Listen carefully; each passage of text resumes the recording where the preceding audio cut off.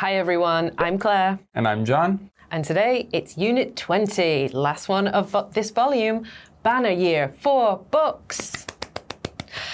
As Pagoda's book discussion teacher, I am proud to present this article to you. It's good news for the book industry. Finally, I feel like we've been waiting for some good news, to be honest. Especially for like the hardcover print. Yes, I've been a long-term fan of the paper book, the original book. I know we have wonderful products these days like Kindles and ebooks, downloadable versions, very convenient.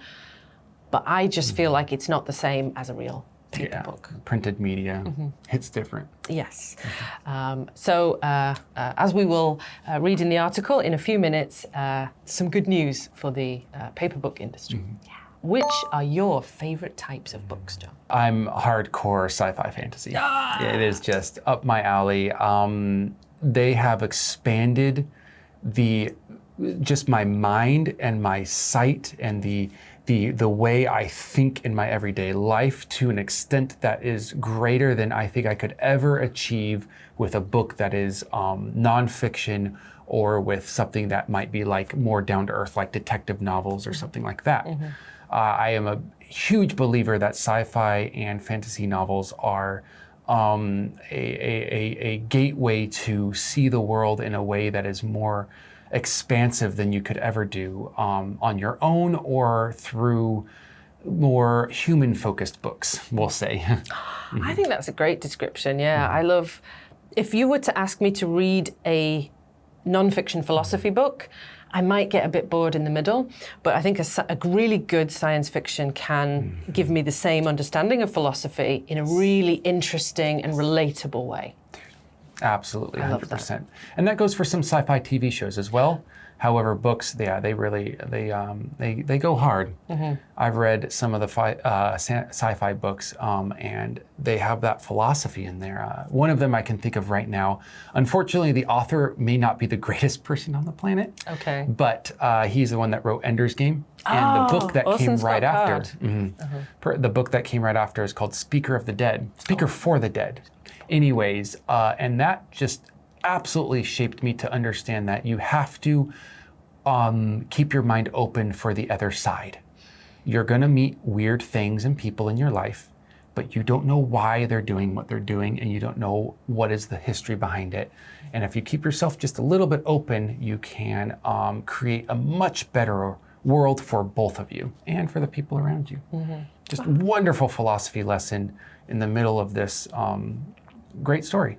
Orson Scott Card, great writer, but I think he's I'm not going to put any allegations against him, but there are some things in his life that may not be the greatest. Oh gosh, so many of the older writers. The further back you get into history, just their personal lives. Don't read their biographies. No. So many people. Ernest Hemingway. What's his name? Who's the guy that did like coke every single day? Philip K. Dick was a nutter for the drugs. That's true, yeah. But I love every single book he's ever written. Yeah, exactly. Oh man, Hemingway was an alcoholic,